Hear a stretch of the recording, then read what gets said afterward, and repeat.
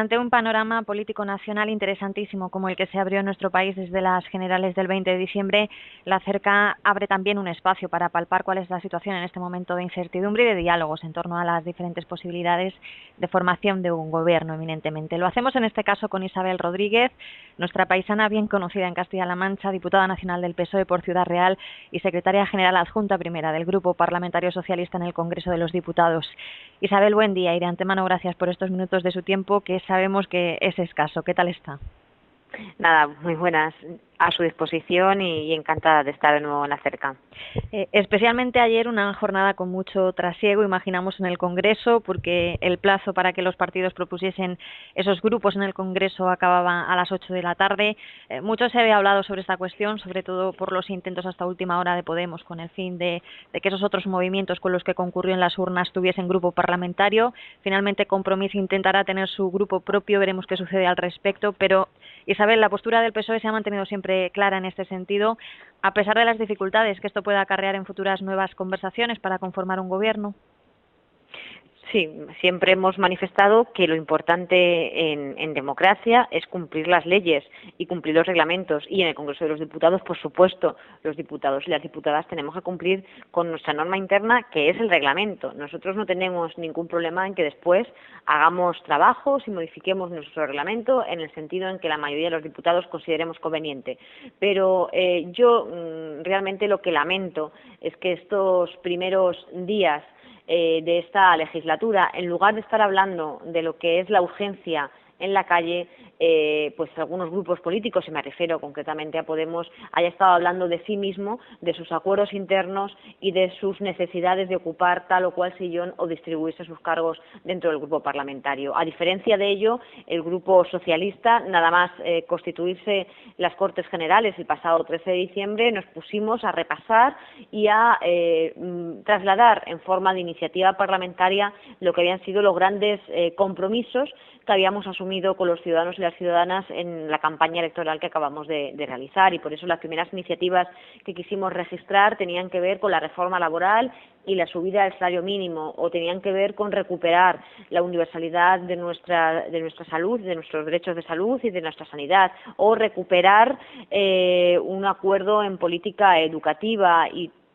prestar atención a la política de becas. En fin, yo creo que lo que realmente está preocupando ahí fuera no es cómo nos organizamos aquí internamente, sino qué hemos venido a hacer al Congreso de los Diputados. Y el Grupo Socialista, como en otras ocasiones en la historia de nuestro país, ha venido aquí a mejorar la vida de la gente. Lo hacemos ya desde el Congreso de los Diputados y esperamos poder hacerlo en un próximo gobierno. Precisamente desde este lunes el jefe del Estado está manteniendo encuentros con los representantes de las distintas formaciones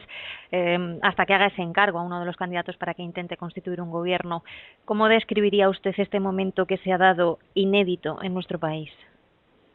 Bueno, pues es una nueva etapa en la democracia de nuestro país, es lo que han decidido los españoles y las españolas y desde luego de respeto absoluto a lo que han dicho las urnas. Ahora, lo que tenemos que hacer, quienes hemos tenido el honor y el privilegio de haber sido elegidos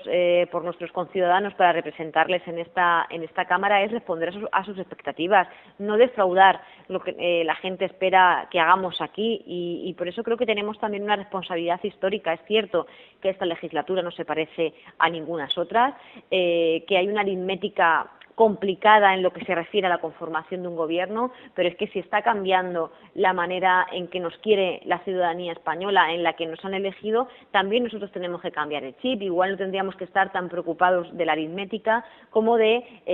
qué es lo que quería la gente cuando votó una u otra opción. Y yo creo que, y así lo hemos interpretado desde el Partido Socialista, que lo que quería la gente era un cambio alejado de la política de recortes, tanto en prestaciones, en protección social como en derechos, que ha llevado a cabo el PP y la derecha en estos últimos 4 años. Yo creo que la gente ahí fuera nos está exigiendo que estemos pendientes y que demos solución a sus urgencias más vitales, las que tienen que ver con la salud, las que tienen que ver con la pobreza energética, con la desigualdad, que atendamos eso y que al mismo tiempo seamos capaces de recuperar el prestigio de nuestras instituciones, recuperar la confianza en la democracia y en la política. Y por tanto, pues sí, estamos viviendo un momento histórico. Yo lo que deseo, espero, y en eso, desde luego, a nivel personal, espero empeñarme también en este tiempo, es en no defraudar expectativas, en estar a la altura de las circunstancias donde nos han colocado los españoles y las españolas y en responder como en otras ocasiones respondimos los socialistas. Al hilo de esto que acaba de comentar, llegar a unas nuevas elecciones sería un fracaso político al ser incapaces de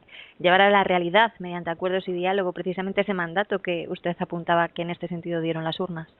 Sin duda, yo creo que cuando la gente estaba depositando su papeleta el 20 de diciembre, no se planteaba volver a las urnas en 3 meses. Y eso sería un fracaso de la política y de quienes hoy estamos aquí representando los intereses de los ciudadanos. Ellos, los ciudadanos me refiero, mostraron su voluntad en las urnas y lo que tenemos que ser capaces aquí es de gestionar esas expectativas que ellos pusieron en nosotros. Y la repetición de unas nuevas elecciones es constatar el fracaso de nosotros, de que no hemos sido capaces de interpretar esas expectativas y de llegar a acuerdos por el bien de la inmensa mayoría y de quienes más nos precisan en nuestro país. Se está hablando mucho del papel de los varones del PSOE estos días. ¿Hasta qué punto cree que esto ayuda o dificulta los intentos de negociación? Bueno, el Partido Socialista es un partido donde la libertad de expresión siempre está por encima de cualquier otro asunto, pero que es cierto que después tenemos órganos en los que nos organizamos y en los que tomamos decisiones. Y el Comité Federal, del que también soy miembro, acordó tras las elecciones generales, en primer lugar, que con este PP no podíamos ir a ningún sitio y que no hay forma posible de apoyar a este Partido Popular, que es el de Rajoy, el de Bárcenas, el de los recortes, como antes decía, y que por tanto nosotros estamos dispuestos a, si fracasa en esa investidura, hacer nuestra alternativa de un proyecto de cambio para el futuro del país. Y por tanto lo que decidió el Comité Federal es que la dirección del partido y que nuestro candidato a la presidencia, Pedro Sánchez, andara todo lo que tuviera que andar, trabajara todo lo que tuviera que trabajar para conseguir esa indicación del comité, que es una alternativa de gobierno progresista, una alternativa de gobierno de cambio y que además creo que es lo que desean también la inmensa mayoría de los militantes, de los votantes y de gente que no nos votó, pero sabe que en estas circunstancias lo seguro, lo tranquilo es que liderara la situación el Partido Socialista Obrero Español. Por ejemplo, este lunes podíamos escuchar a la presidenta de la Junta de Andalucía resumir que no con quienes impulsan o abrazan afanes independentistas, no con Rajoy y el PP y no a unas nuevas elecciones. Pero entonces, ¿qué alternativa queda? Miren, eso es una línea también clara. En el Partido Socialista dijimos que nosotros priorizamos la unidad de España y por tanto no hay debate. Yo respeto a la presidenta de Andalucía como al resto de los compañeros y compañeras, pero yo creo que eso quedó claro en el Comité Federal del pasado mes de enero, tras las elecciones, y por tanto no hay duda y no cabe la polémica en relación a que el Partido Socialista Obrero Español defiende como el que más la unidad de España, pero no solo eso, defendemos también un modelo diferente donde los catalanes se puedan sentir mejor y que pasa, como llevamos diciendo durante los últimos años, por una reforma de la Constitución hacia un Estado federal. Y por tanto, no solo defendemos la unidad de España, sino que somos el partido que antes puso sobre la mesa posibles soluciones a una situación crítica que está ocurriendo en nuestro país y que tiene que ver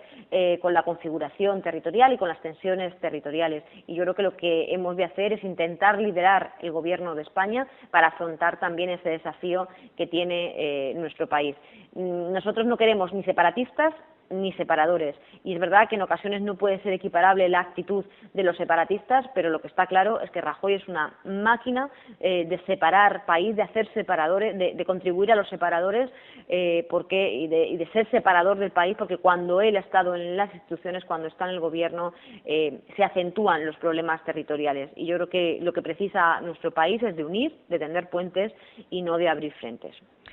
¿Será fácil lograr que Podemos anteponga su agenda social y deje de lado esa petición de referéndum y, por tanto, esa parte más independentista de sus intenciones, de la que, como acaba de explicar, se ha desmarcado clarísimamente el Partido Socialista para conformar un gobierno alternativo?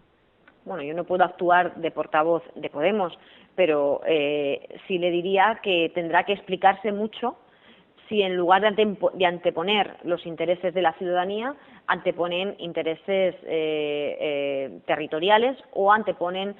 intereses de cálculo electoral, que es lo que me da la sensación que están haciendo con esta cuestión. Yo creo que ellos también generan unas expectativas que tendrán que administrar, pero en cualquier caso no es nuestro problema, sino el problema del partido político de Podemos. ¿Qué diría a quienes han criticado y siguen criticando tanto, incluso desde dentro del propio PSOE, a esa cesión de senadores socialistas a Esquerra y a Convergencia para que tengan grupo propio en la Cámara Alta? Miren, lo que le decía al comienzo de esta entrevista, que creo que estamos perdiendo demasiado tiempo en hablar de las fórmulas, de los grupos, de cuestiones que muchas veces cuesta entender desde la propia dinámica parlamentaria, y que para ello en ocasiones es preciso incluso que quienes aquí estamos nos sentamos y comprendemos de qué va esto, tengamos que pedir informes jurídicos porque en ocasiones no están claras las posiciones como para que lo entienda la inmensa mayoría de los ciudadanos. En ese sentido, le diré que lo importante es el concepto que tenemos de para qué queremos estar aquí y qué concepto tenemos de las instituciones. Yo le digo que para el Partido Socialista el Senado es una Cámara de representación territorial y que nosotros le decimos a los independentistas que el asunto de Cataluña no se puede circunscribir y tomar las decisiones solo en Cataluña, sino que son decisiones que corresponden al Estado y por tanto corresponden a nuestro país. Y por tanto, si hay que hablar del asunto catalán, nosotros lo que queremos es que se abra ese debate en la Cámara en la que debe hacerse, que es la Cámara territorial, que es el Senado. Se ha referido hace un momento a esas 15 iniciativas parlamentarias que ya ha presentado el Partido Socialista. Hablando también de políticas, ayer mismo el secretario general del PSOE, Pedro Sánchez, anunciaba un compromiso al que ha llegado con los parlamentarios de su partido, 5 medidas de transparencia y regeneración que va a tratar de extender al Congreso en la futura modificación del reglamento, entre ellas la dedicación exclusiva. Diputados y senadores del PSOE se dedicarán por completo a su actividad parlamentaria, no pudiendo desarrollar actividades privadas, salvo aquellas que les sean autorizadas y por las que no cobrarían ninguna retribución. ¿Qué cree que aporta como ejemplo y como respuesta también de algún modo o al momento en que vivimos este tipo de iniciativas? Sí, no es nuevo, no es nuevo. El Partido Socialista ya se dotó de un reglamento para el buen hacer de sus diputados y diputadas desde hace décadas y, por tanto, es un grupo parlamentario que a mí me gusta poner en valor ahora que estoy también en la dirección del mismo. Es un grupo parlamentario muy trabajador, es un grupo parlamentario de presentar muchas iniciativas, de colaborar en los trabajos de la Cámara, de hacer un trabajo serio y riguroso cuando trabajamos esas iniciativas. Es verdad que las exigencias sociales nos hacen de ir más allá y es una obsesión del secretario general y del candidato a la presidencia, Pedro Sánchez, el que nuestro partido tenga siempre las más altas cotas de transparencia, de participación y de buen hacer en la vida pública y en la vida política. Y precisamente hace unos meses recibíamos esa constatación con ese 10 sobre 10, el partido más transparente que nos otorgaba Transparencia Internacional. Él mismo, cuando llegó a ser secretario general, puso en marcha un código ético que hemos tenido que asumir todos los que hoy somos diputados, pero también compañeros y compañeras que no han llegado a la carrera de San Jerónimo, que fueron candidatos al Congreso o al Senado y que firmaron ese código ético y que, por ejemplo, publicaron todos sus bienes y rentas, gente que ahora sigue normal en sus puestos de trabajo, en su vida cotidiana. Y lo que trataba de decir ayer el secretario general y lo que usted se refería es que nosotros no queremos que esto se quede solo en el Partido Socialista, que siempre ha ido más allá de lo que nos exigía las normas legales o reglamentarias, sino que queremos que el Parlamento se dote de estos instrumentos para que todos cumplamos con esas exigencias y evitemos casos vergonzosos, pues como el de Gómez de la Serna, que es un caso actual de incompatibilidad y de cobro de comisiones a través de negocios de otras empresas, o el vivido en la pasada legislatura del señor Monago, que utilizaba también del Partido Popular, que utilizaba los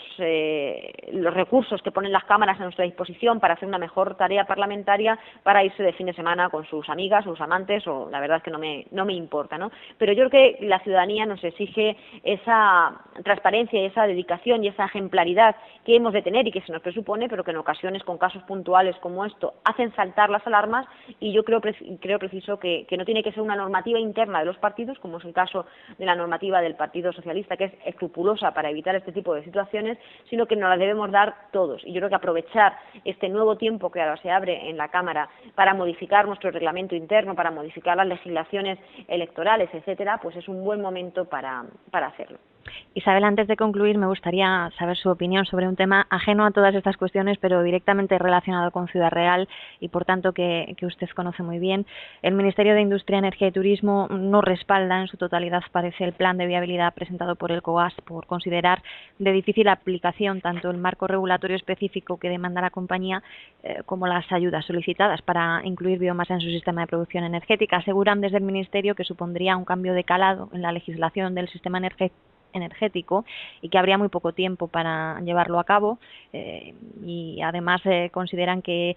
podrían ser consideradas esas ayudas por la Unión Europea como ayudas de Estado, por tanto prohibidas por la legislación comunitaria. ¿Qué le parece todo esto después de lo que están aguantando, sobre todo fundamentalmente los trabajadores de la empresa? Bueno, no solo los trabajadores, que sobre todo son los que más están aguantando, sino incluso toda la ciudadanía de la ciudad de Puerto Llano, donde vivo, y que he compartido con ellos estas reivindicaciones y he tratado de traer el asunto al Congreso de los Diputados, por tanto conozco muy bien de qué se trata. Yo creo que este Gobierno no ha entendido nada, que el señor Soria y el señor Rajoy no han entendido nada, que la cuestión del COGAS no solo tiene que ver con la eficiencia energética, con otro modelo energético, sino que es también una cuestión de innovación, de tecnología, de puesta en valor de nuestra inteligencia, que creo que es hacia donde tendría que ir la economía productiva de nuestro país. Y negarse a ver esto, yo creo que es una incongruencia que no sé si es por falta de visión política o por incompetencia, o sencillamente porque tratan de boicotear el futuro de la ciudad de Puerto Llano. Además, y lamento que hayan agotado todos los trámites y que hayan creado falsas expectativas cuando yo creo que directamente en su cajón tenían ya esta respuesta. Es la segunda ocasión en la que, mediando unas elecciones, han hecho pasar el tiempo para después volver a la posición original, que es la de provocar o propiciar el cierre de la central del COGAS en Puerto Llano. Isabel, veremos lo que ocurre con este y todos estos asuntos que nos tienen ahora mismo en ese interés en el panorama nacional. Muchísimas gracias por estos minutos que nos ha concedido. Nada, un placer, como siempre. Hasta luego.